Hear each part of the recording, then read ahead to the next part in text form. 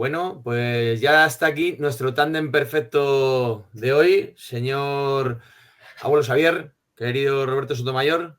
¿De qué venís a hablarnos hoy? Muy buenas tardes. Viva Palestina Libre. Hoy vamos a hablar de una cosa que a mí me ha llamado poderosamente la atención, un caso de... Bueno, ahora lo hablaremos detenidamente, pero una cosa que está pasando en el deporte y que ha pasado un poco desapercibida dentro del mundo del deporte, pero que me parece un escándalo sobre cómo de diferentes maneras de abordar un caso de dopaje dependiendo de quién seas, ¿no? El positivo del tenista Jannik Sinner, del italiano, que ha dado positivo por un anabolizante y que le ha caído, bueno, es un caso único, ha llegado a un pacto con la Agencia Mundial Antidopaje para que sea una sanción tan solo de 3 meses. Y mientras tanto, por la misma sustancia, pues hemos visto cómo a la patinadora española Laura Barquero, por la misma sustancia, pues le han caído nada más y nada menos que 6 años de sanción. Veremos ahora las diferencias en el caso, pero llama la atención esa enorme diferencia de sanciones y cómo la Agencia Mundial Antidopaje trata de diferente manera en función del nombre y apellido que tienes.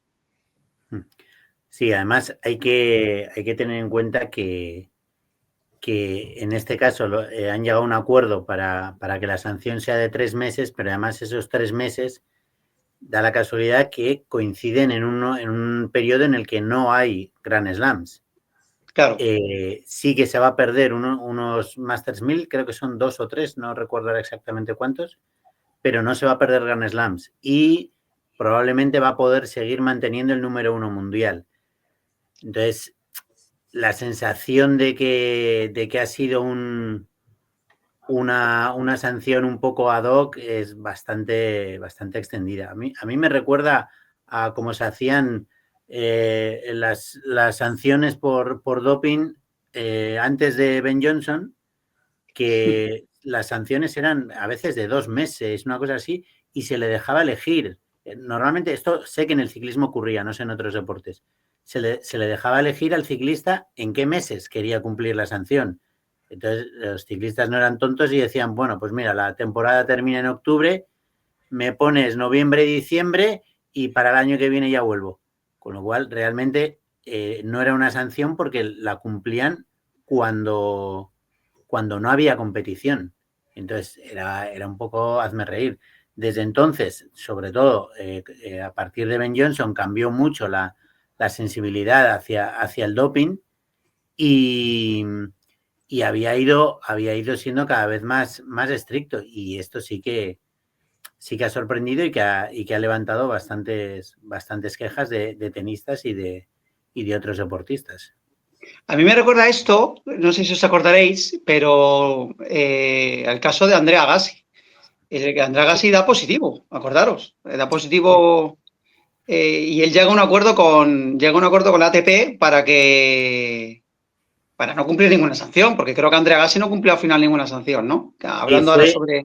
Sí cumplió sanción, lo que pasa que fue un poco como lo que he explicado. Dijo, bueno, pues cumplo de esta fecha a esta fecha y públicamente se dijo que estaba lesionado, una cosa así. Entonces, si públicamente tú dices que estás lesionado, la ATP no dice nada y simplemente no participas en los torneos que se disputan en ese periodo, es como si no fuera una sanción.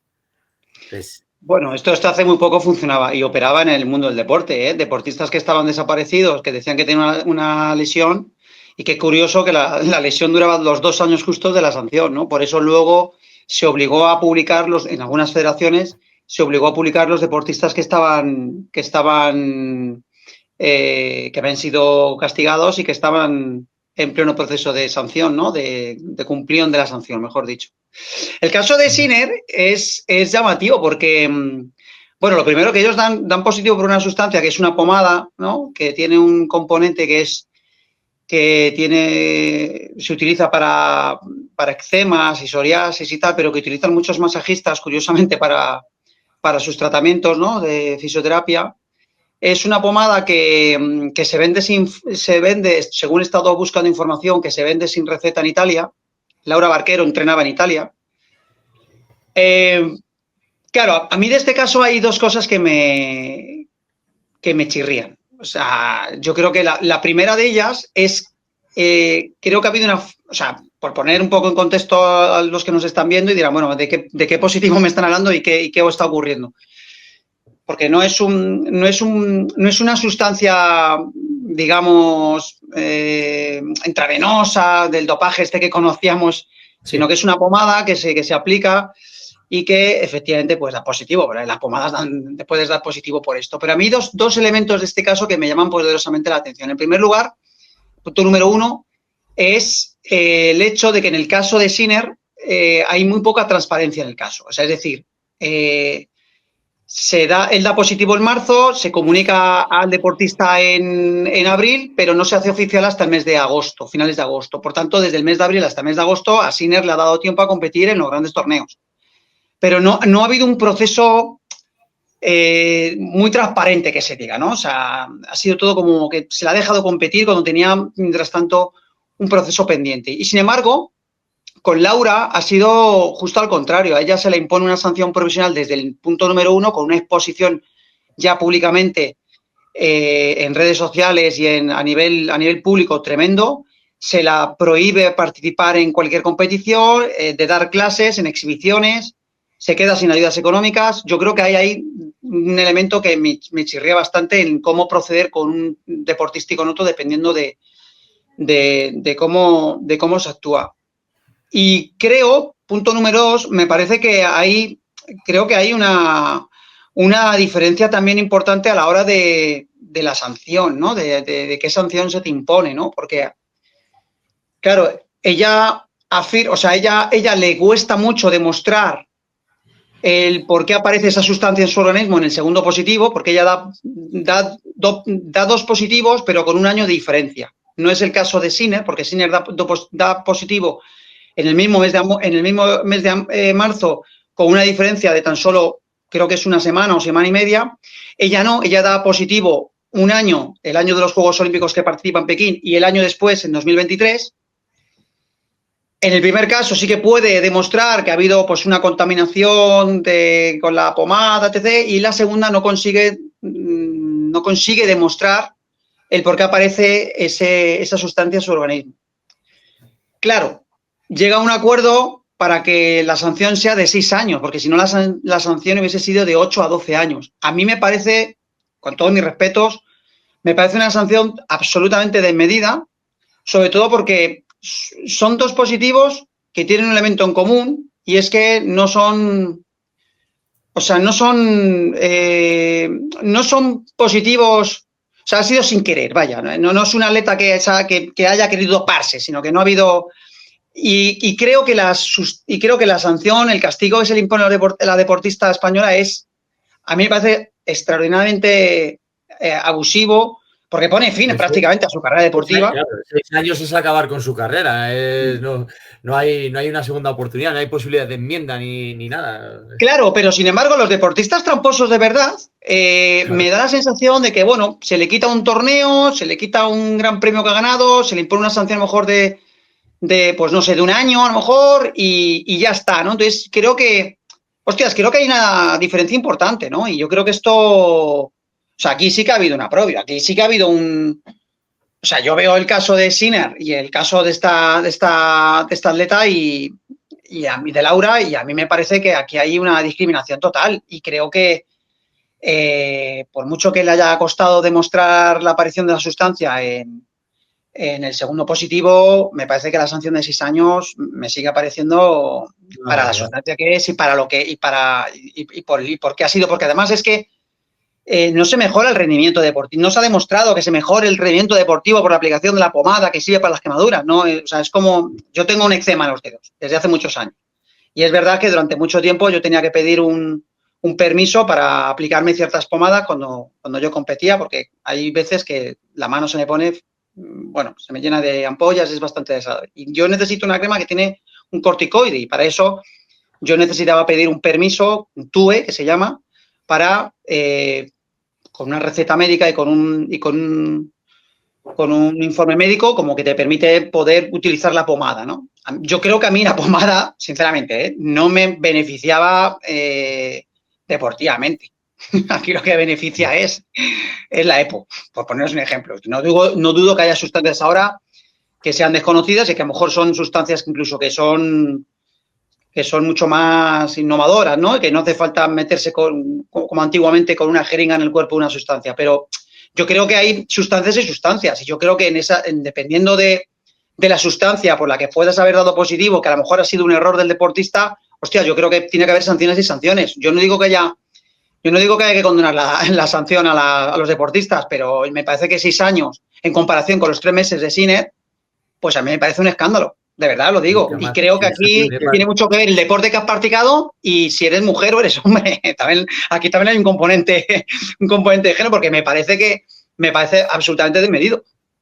También recuerda mucho a 2 casos que en este caso son hombres que los vais a recordar los dos, porque los argumentos para que la sanción haya sido un acuerdo para 3 meses es que fue involuntario el consumo de esta sustancia y lo que has dicho, Roberto, que no le ayudó a mejorar su rendimiento. Claro. No sé si recordáis el caso de Alberto Contador. Alberto Contador dio positivo por 0,0000008, creo que era. Ya, pero cuidado, porque el embuterol. Es que, sí, cuidado, el caso de Contadores fue porque el embuterol, y cuando hablamos de los picogramos, es que aquí daría para un programa, y ya aprovecho que podremos un día, o podríais, perdonad, para organizar un programa con algún experto, ¿no? Sobre estos temas, porque aquí también hay mucha desinformación. O sea, un deportista no da positivo porque tenga que aparecer en su organismo una cantidad determinada. Cuando uno da en estos deportes, cuando el nivel es tan alto, se juega el límite. Cuando un tipo da 0,000 de picogramos de clenbuterol, que es una sustancia que es muy difícil que aparezca en tu cuerpo por mucho que te comas un cochinillo contaminado, ¿vale?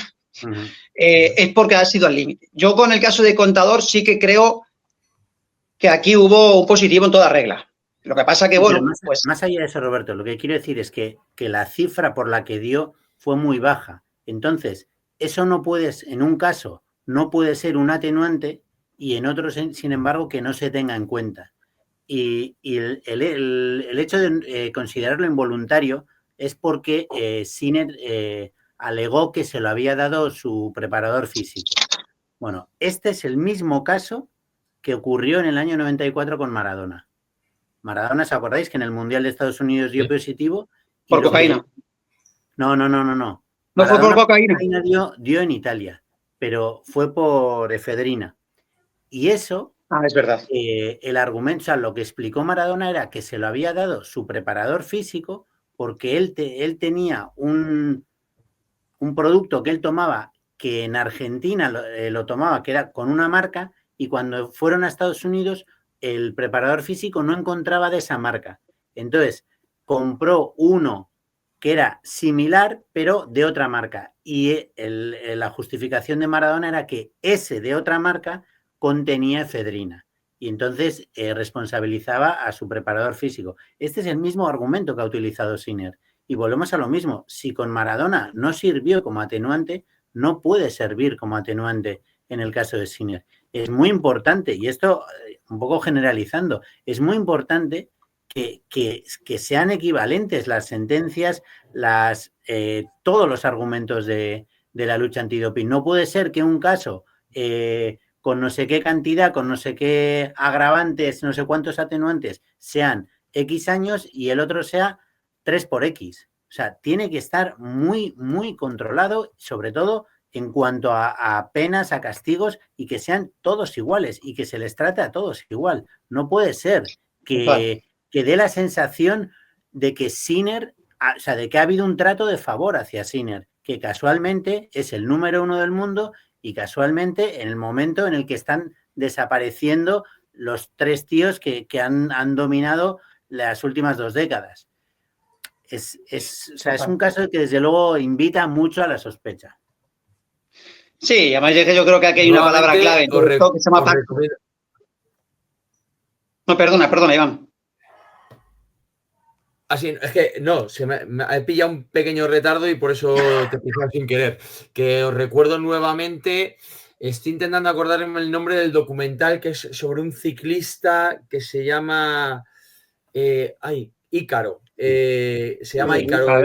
Sí. Es brutal, brutal. Bueno, vosotros ya lo habéis visto, pues os lo recomiendo a los autobolers sobre el tema este del dopaje, ¿no? Y es lo que, bueno, no tiene que ver con la conclusión que estaba sacando ahora Sotomayor, pero sí que es que al final entran las marcas. O sea, no es lo mismo. Esa atleta a la que se le condena a 6 años, pues a lo mejor no tiene Nike, Adidas detrás patrocinándole y tiene la imperiosa necesidad de que en 3 meses esté jugando un Grand Slam y directamente, oye, no se puede hablar sin tener pruebas, ¿no? Pero es blanco y en botella. O sea, ¿por qué a un atleta de primer nivel, de máxima visibilidad, le duran 3 meses las sanciones y por el mismo caso a un atleta, a otra atleta, pues le ponen 6 años? Pues porque evidentemente al final tiene que haber sobornos, tiene que haber presiones para que se camuflen ciertos positivos o duren lo menos posible ciertos positivos. Si no, es que no cabe otra explicación.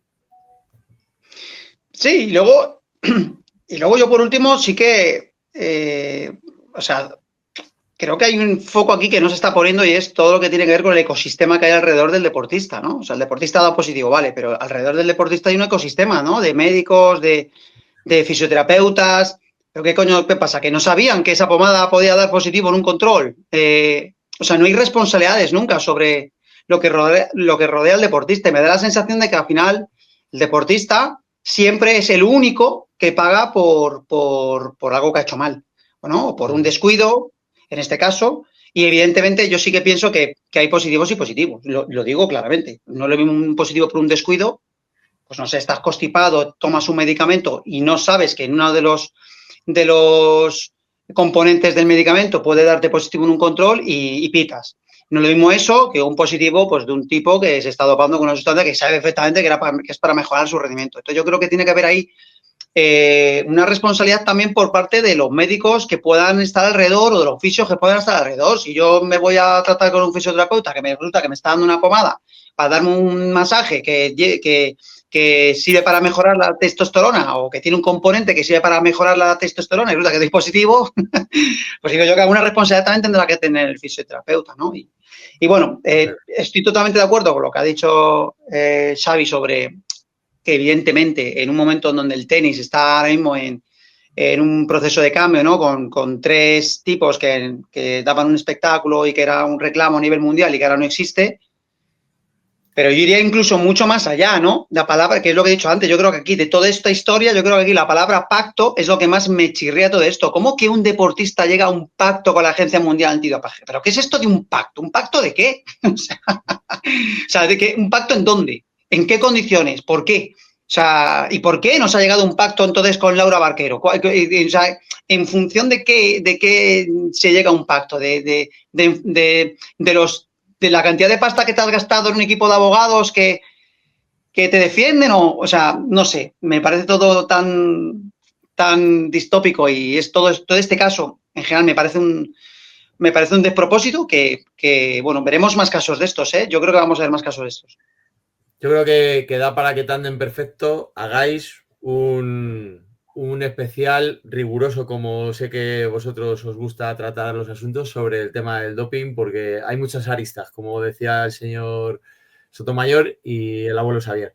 Bueno, hay un tema, perdona Iván, ahora que has dicho esto, hay una cosa que sí que un día habría que hablar de ello y es cómo se está tratando actualmente, cómo los medios de comunicación y cómo esta sociedad trata, dependiendo de quién seas, a las figuras que han sido positivo, que han dado positivo o no han dado positivo y que tienen un pasado bastante oscuro como para que encima se les glorifique. Creo que España es un claro ejemplo. Voy a poner un ejemplo muy claro que yo creo que todo el mundo lo va a entender. Si te llamas Valverde, pero has sido un grandísimo ciclista, pero has dado positivo, y te nombran presidente de una federación o participas en programas de televisión como comentarista, a mí personalmente me parece sinceramente una vergüenza. Lo digo claramente. Y esto daría para otro tema. Pues os invitamos a que continuéis por esta línea porque la verdad es que dais información muy precisa y y me gusta escucharla porque a mí es algo que siempre, pues imagínate, éticamente me parece el mayor atropello al deporte, el del dopaje, pero es verdad que muchas veces a unos se les atropellan más que a otros, ¿no? Según quién sea. Bueno, pues muchísimas gracias, que tengáis muy buena semana